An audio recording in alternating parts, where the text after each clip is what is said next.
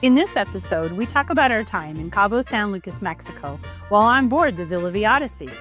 Come with us as we go shopping, find the beach, and enjoy a Sailaway serenade, and also a restaurant that we just didn't like. Come join us on the journey. After a refreshing night of being rocked to sleep, we had our first breakfast on the Odyssey. This was my first of many omelets. Here's an example of daily activities. You always want to check the digital signage. And the most important thing, last call for the tender. The tender ride to Cabo was so much fun. We got a great view of the ship as we went in, as well as some gorgeous yachts in the marina. We got off the pier and had to ask, what first? Well, double check the last call times, and then of course, get our picture taken at the Cabo sign.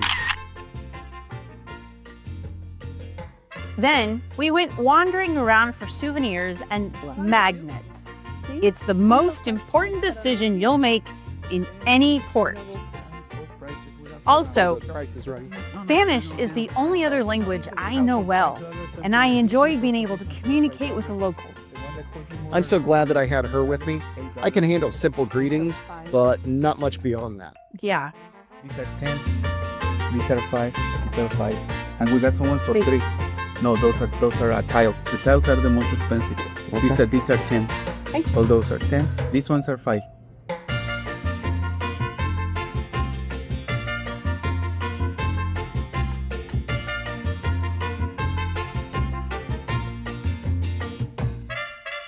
What about a gift for the kids? They don't need gifts. They don't. Okay. All right, well then pick the tile that you like the most. Hola, ¿cómo está? How about this one? The art? I think that's gorgeous. Okay, what was the amount? I think it's 200. There you go. Gracias.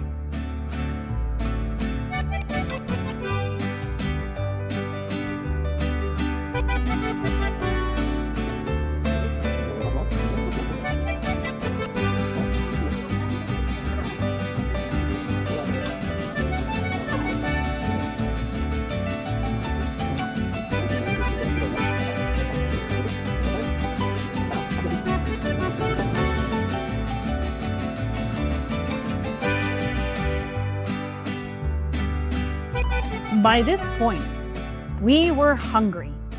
Maybe our hunger overrode our common sense, but we went to a restaurant called Senor Frogs. And even worse, and I'm ashamed to admit this, we allowed ourselves to let them sit us right by the front. Noob mistake, and we are not making that mistake again. This chain restaurant is really catered more to the loud, drunk, frat party crowd, judging by the guy on the way too loud mic and what he was trying to get the microscopic crowd to do. Yuck. The whole time we were there, we kept getting vendors coming up to us next to the rope, asking us to buy their necklaces or whatever else they were selling. It was a non-stop, no gracias. We hated the atmosphere and the service was slow. The food was okay, but overpriced. Pretty much the food was the same as any decent Mexican place I can go to in the States. I'd call the food 3 stars, but the vibe for us, 1 star at best. And judging by the demographics of my videos from the analytics, you guys wouldn't like it either. This is not a place for more sedate retirees. Sedate retirees? We're not sedate retirees.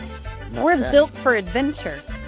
But after that disappointing lunch, we really wanted to find a good beach, not a resort beach, and we didn't trust anybody enough to offer us rides. So I found one we could walk to nearby. Now, on the map, it looks close, but on foot, I'm going to tell you it looked really, really sketchy. We kept trusting the phone GPS, but I asked her all the way along here, is this really where we're supposed to be going? I kept telling him, just trust the GPS. We wandered along what felt like an alley, then walked next to and around a marine base.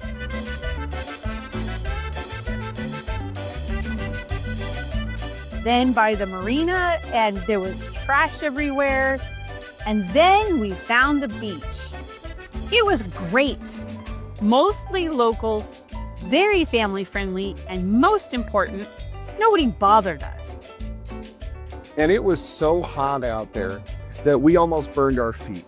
Yep, we still have Halley feet at this point.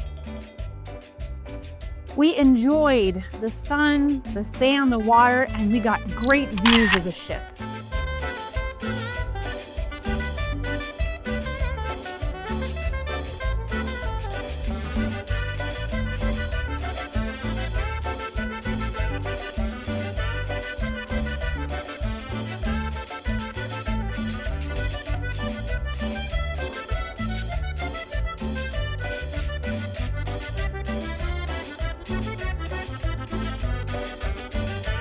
When we were done, we were hot, we were covered in sand and dehydrated, so we schlepped our stuff back to the ship.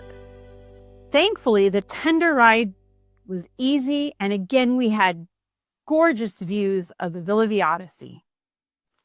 When we got back, we rinsed off, had a simple dinner, and went up to the observatory. The views were gorgeous. And we had Anna playing the piano, and she sang to the crowd as we sailed away. Now, Anna was new to the Odyssey, and her role was a concert pianist, and she was there to be entertainment. And we grew to love Anna as a musician. She is incredible, and as a person, she is as full of life and fun as you will ever meet. You'll learn more about her in the future.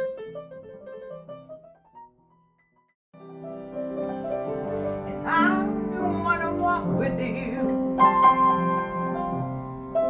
on a cloudy day in fields where the yellow grass grows knee-high.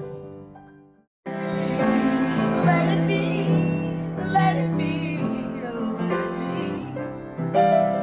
There will be an answer.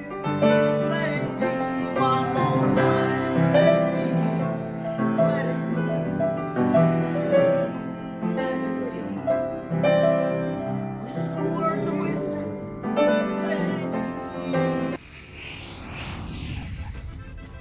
So, landing the plane. We're really not sure if we liked Cabo, or at least that part of Cabo, and we didn't have time to explore further. Now, personally, I liked La Paz a whole lot more. Yeah. What we found was most mega cruise ships bring in large crowds, and vendors are used to lots and lots of tourists looking to buy everything. And because the Villa Vie is such a small ship, it meant the vendor to cruiser ratio was not in our favor. We were constantly bombarded by every vendor in sight. This is an answer to some of your questions. I think that this is a downside to nonstop port after port after port. If you don't make the time to do your homework ahead of time, you might be stuck with only seeing what's close to the cruise terminal, what you can walk to, or the standard issue touristy places. So we also didn't do any research or prep for Cabo. It was overwhelming for us. So in our next episodes, we're going to do some really targeted deep dives about the Villa Vie, answer questions that we've received in the comments, such as, and we're going to cover things like the good, the bad, and the ugly about the ship. And the best question I've seen so far is, would we go back? Would we move there? All of this and more in future episodes. Thanks for joining us on the journey.